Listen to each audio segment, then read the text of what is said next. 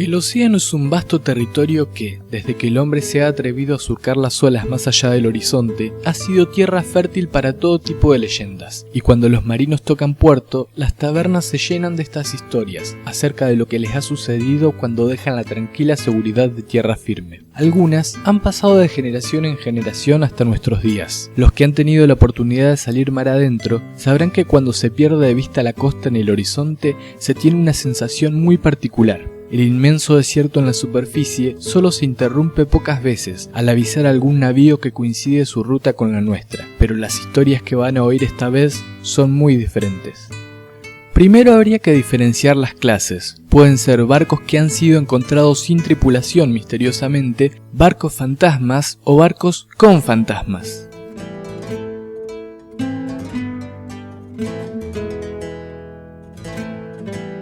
En el primer caso, de historias está repleto. Son muchos los casos donde se encuentra un navío flotando a la deriva en medio del océano sin explicación alguna. Este puede ser el caso del Octavius. La leyenda data de 1775, cuando el Herald, un ballenero, se preparaba a cruzar el Atlántico Norte. Encontró al Octavius flotando a la deriva en aguas cercanas a la costa de Groenlandia. Se veía con un extraño brillo por el sol reflejado en la escarcha que lo cubría. La tripulación del Herald, como buenos marineros, eran supersticiosos hasta la médula, y lo último que deseaban era abordar el helado buque de velas deshechas, y solo cambiaron de opinión frente a las terribles amenazas de su capitán.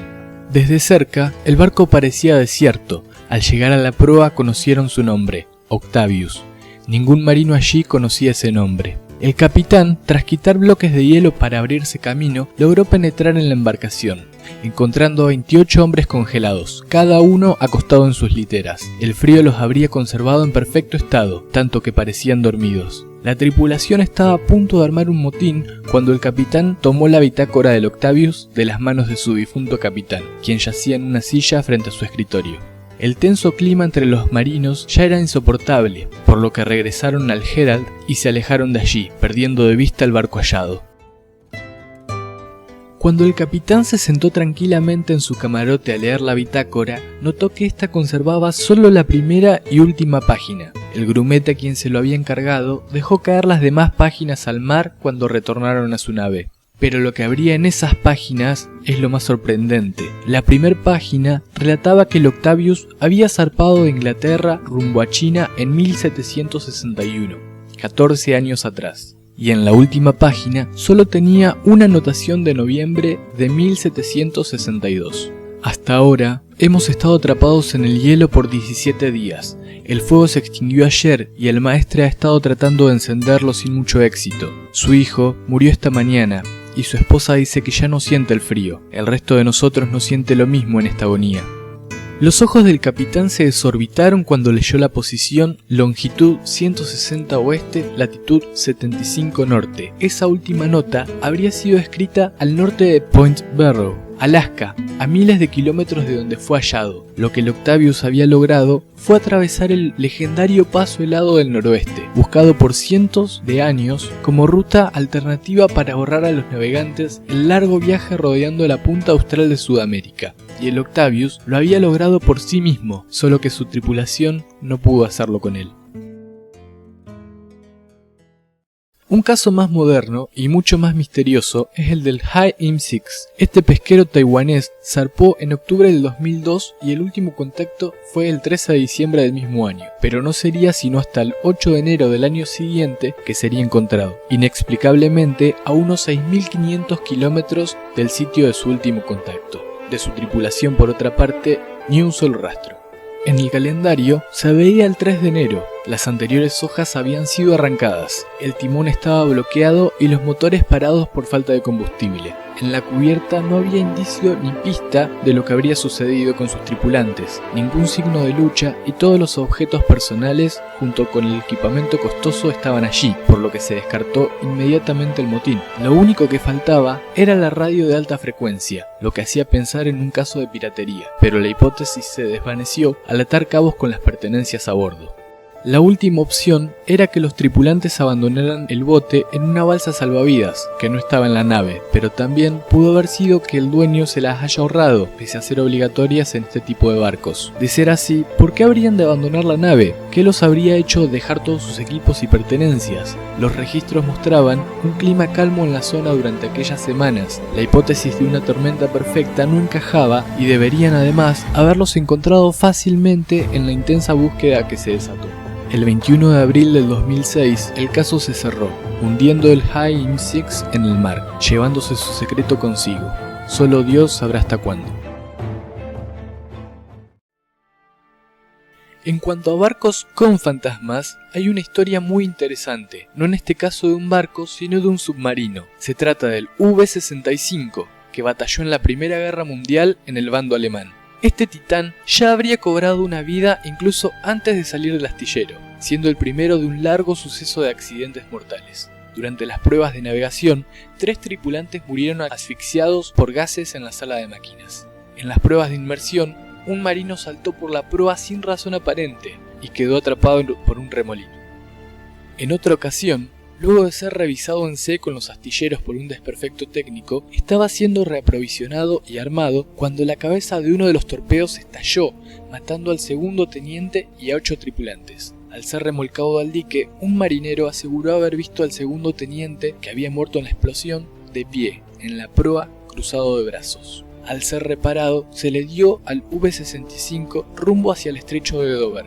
Durante el trayecto, varios tripulantes aseguraron ver al oficial caído. El oficial de servicio, uno de los testigos, afirmó haber visto al mismo fantasma y cómo este se desvanecía.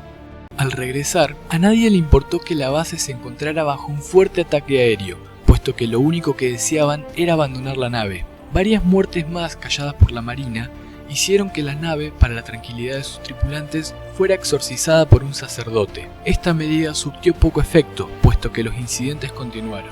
Para el 10 de julio de 1918, el L-2, un submarino norteamericano, divisó otro de facción alemana navegando a la deriva frente a las costas de Irlanda. El capitán del L-2 ordenó ponerse en posición para atacarlo. Al mirar por el periscopio, notaron una figura erguida en la proa, con los brazos cruzados. A los pocos segundos, el submarino desapareció en una inmensa explosión, y esa fue la última vez que el V-65 fue visto. Otra clase de historias son las que ahora van a escuchar. No se trata de desapariciones misteriosas ni de espectros rondando por los camarotes, sino del mismo barco que es transformado en espíritu para surcar las aguas por la eternidad y cumplir un propósito. Desde la mitología chilota he sabido de muchas historias acerca de un barco que se aparece por las aguas de la cordillera, en lagos y ríos de los Andes, y principalmente por el archipiélago de Chiloé. Le han dado en llamar el Caleuche, que en mapuche se podría traducir como el que transforma gente. Varios cuentos tienen como protagonista a este barco. Lo describen como un velero hermoso, con sonidos de fiesta a bordo, y se pueden escuchar asimismo ruidos de cadenas. Puede desaparecer tan rápido como llega, en la noche, siempre que haya niebla. Esto es en lo único que están de acuerdo, porque tanto su origen como su propósito son un misterio. Muchos dicen que es un barco que navega con almas errantes, que han encontrado la muerte en el mar, y el Caleuche les da una nueva vida a bordo, celebrando continuas fiestas. Otros advierten que las fiestas son solo un anzuelo para atrapar a los pescadores incautos, que osan navegar irrespetuosamente, o simplemente tuvieron el infortunio de cruzarse en su camino. El Caleuche los hará esclavos eternos de su tripulación. Tan conocido es este mito como el que en realidad el Caleuche es un barco de contrabando que hace pactos mágicos con comerciantes, llenándolos de riquezas a cambio de algunos favores. Estos pueden consistir en realizar ciertas diligencias al designio de sus tripulantes, o hasta prestar su hacienda para celebrar fiestas en tierra firme. Esta sería la explicación de la riqueza de algunos comerciantes, donde no se entiende cómo consiguieron en tan poco tiempo ser tan afortunados. El origen del Caleuche es incierto. Algunos dicen que se debe al Milialobo, un poderoso brujo de la mitología patagónica. Este habría dotado al barco con el don de la conciencia y grandes poderes para cumplir con el objetivo de recoger todas las almas de los difuntos que produce el mar. Su destino es aún más incierto. Los pocos que dicen conocerlo relatan que el puerto final del Caleuche es la ciudad mística de los Césares, donde los brujos comulgan y donde las almas en pena encontrarán en esta última morada la vida eterna.